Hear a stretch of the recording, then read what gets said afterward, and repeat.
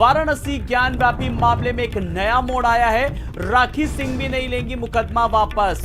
तो राखी सिंह के अधिवक्ता ने इस बात की पुष्टि की है कि राखी सिंह भी मुकदमा जो है वो वापस नहीं लेंगी और राखी करेंगी पूरे केस को लीड।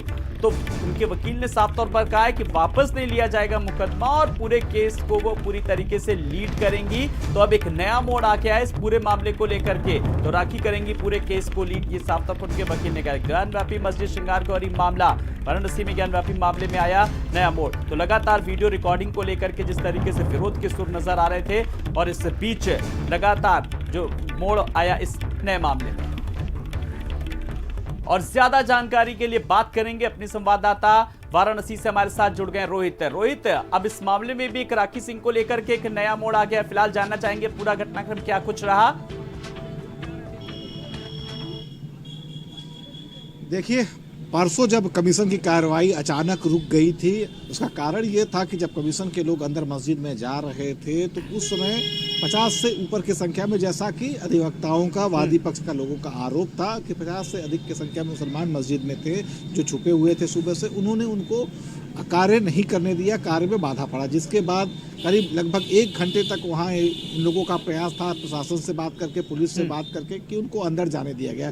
लेकिन प्रशासन की तरफ से कोई सहयोग नहीं मिला। तो लगभग 5:30 बजे सभी लोग बाहर निकल आए और उसके बाद कल यानी रविवार को सुबह एक बयान आता है वैदिक संगठन की तरफ से, जो ये संगठन है उसके मुखिया की तरफ से, कि अब वो केस से विरत हो रहे हैं, केस से वाद जो है अपना पूरा का वापस ले लेंगे और इस मुकदमे की पैरवी नहीं करेंगे। तो ये सनसनी फैल जाती है कि पूरे का पूरा जो प्रकरण था इससे वापस लिया जा रहा है। उसके बाद जब उनसे प्रयास किया जाता है मिलने का तो मीडिया में नहीं आते हैं, लेकिन कैमरे के पीछे वो बताते हैं कि हम वापस हो रहे हैं। लेकिन उसके बाद जब अन्य महिलाओं, चूंकि इसमें वादी 5 महिलाएं थी, बाकी अन्य, राखी सिंह जो थे वो दिल्ली की है, बाकी जो 4 महिलाएं वो बनारस की हैं। बनारस की महिला से तमाम मीडिया में, भारत समाचार ने भी जब संपर्क किया, उनसे बात की, तो उन्होंने कहा राखी सिंह भले वापस ले, लेकिन इस केस में हम इतना आगे बढ़ चुके हैं कि अब वापस जाने का पीछे सवाल ही नहीं उठता है। लिहाजा हम चारों लोग मिलकर केस को लीड करेंगे, चलाएंगे।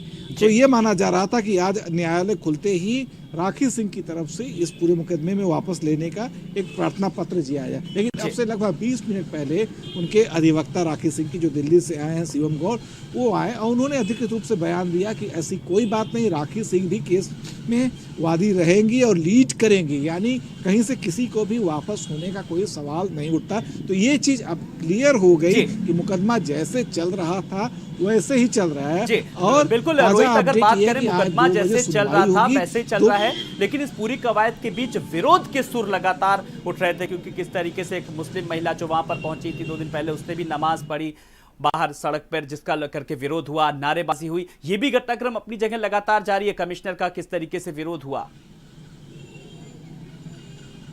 जी, कमीशन का लगातार विरोध हो रहा था, मुस्लिम पक्ष नहीं चाह रहा था। इससे पहले हम बता दें कि कमीशन शुरू होने से पहले ही जो इन मस्जिद की इंतजामिया कमेटी है, उनके सचिव जो हैं, उन्होंने बाकायदे बयान दिया था कि किसी भी हालत में हम सर्वे करने नहीं देंगे, सिर्फ मुसलमान और सुरक्षा कर्मी के अलावा कोई अन्य व्यक्ति मस्जिद में प्रवेश नहीं करेगा। इसके बाद काफ़ी माहौल गर्म हो चला था और 2 दिन लगातार जब कमीशन वहां पहुंचा, मुस्लिम पक्ष के लोग वहां पे पहुंच के बीच बीच में हंगामे करते रहे।